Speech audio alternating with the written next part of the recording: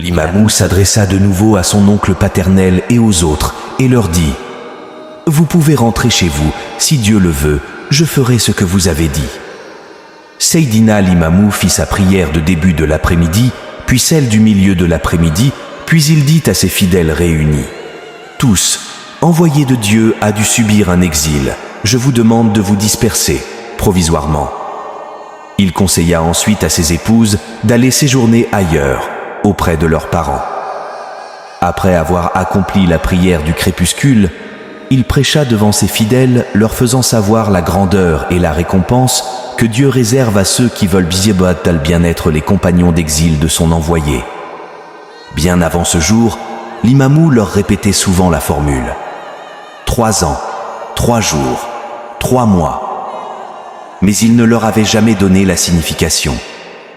Les 3 ans, c'étaient les 3 années écoulées entre le début de l'appel de l'imamou et le moment où les Français se dressèrent contre lui, ce qui l'emmena à leur donner l'exil.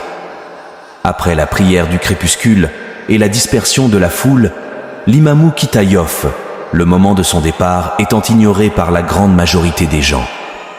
Quand les fidèles s'aperçurent trop qu'il était parti, accompagné de quelques-uns de ses plus proches disciples, ils se mirent à sa recherche, se dirigeant partout où ils espèrent pouvoir le trouver. Or, nul ne connaissait l'endroit où il s'était réfugié, sauf un petit nombre de disciples.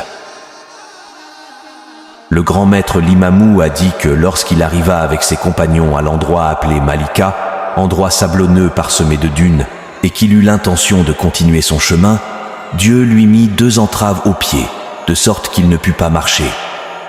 Il dit alors à ses compagnons, Abdoulaye Diallo et Tiernossar, « Dieu a mis des entraves du pas à mes pieds, et je ne peux bouger d'ici. » Le maître resta alors 3 jours avec ses compagnons, à cet endroit.